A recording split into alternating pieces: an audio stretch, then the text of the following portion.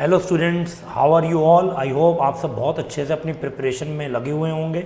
तो अभी तक तो आप लोगों ने डिटेल में हर एक कॉन्सेप्ट को बहुत अच्छे से पढ़ा, but now it's time to hit the final punch, जिसमें हम लोग लास्ट के 2.5 डेज में किस तरीके से अपनी प्रिपरेशन करें जिससे हमारे सारे के सारे कॉन्सेप्ट्स और टॉपिक्स एक ड्यू फ्रेम ऑफ टाइम में हो पाए और हम मेंटली बहुत ज़्यादा पीस में रहें, ताकि हमें कोई भी टॉपिक छोड़ने की जरूरत ना पड़े। तो मैं आपके लिए लेकर आया हूँ एक बहुत ही ज़्यादा एक और यूजफुल वीडियो, जिसमें हम लास्ट 2.5 डेज में कैसे प्रिपरेशन करेंगे उसका एक मूल मंत्र आपके पास आएगा। तो आइए फटाफट से स्टार्ट करते हैं। सबसे पहले अगर हम लोग बात करें, जो हमारा डे 1 होने वाला है, that is on 13 May Tuesday. इसमें हमको कौन कौन से टॉपिक पढ़ने हैं, बिकॉज अभी हम नया अकाउंट दोबारा से रिवाइज करेंगे। तो हम स्टार्ट करेंगे कुछ छोटे टॉपिक से जो हमको कॉन्फिडेंस देते हुए आगे चलेंगे। तो हम BRS करने वाले हैं सबसे पहले, then will start with the bills of exchange, rectification of errors, depreciation and amortisation, inventories, final account and single entry system.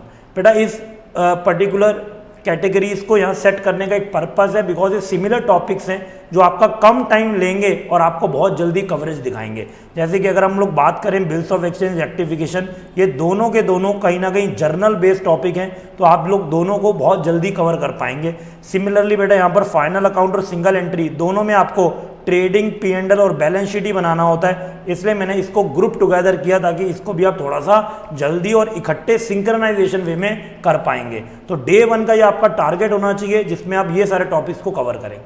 Okay ji, next day पे आते हैं, that is on 14 May, Wednesday को, जो आपका डे 2 रहेगा। इसमें आपको basically ये 3 काम करने हैं। एक NPO का टॉपिक कवर करना है, कंपनी अकाउंट्स के आपको सारे के सारे जो सब टॉपिक्स हैं, issue of shares, issue of debenture, bonus and right issue, redemption of preference share, redemption of debenture, जो बेसिकली अगेन है जर्नल बेस्ड यूनिट है, आपको इसको कवर करना है। And last is partnership and LLP accounting, ये भी बेटा आपको आज ही के दिन में कवर करना है, बिकॉज नेक्स्ट डे आपका एग्जाम होने वाला है, तब कुछ आपका ज़्यादा बचा नहीं होना चाहिए। कुछ बच्चे एंड में नर्वस हो जाते हैं, तो इसीलिए आपको डे 2 तक ही अपना मैक्सिमम पार्ट कवर करके रखना है।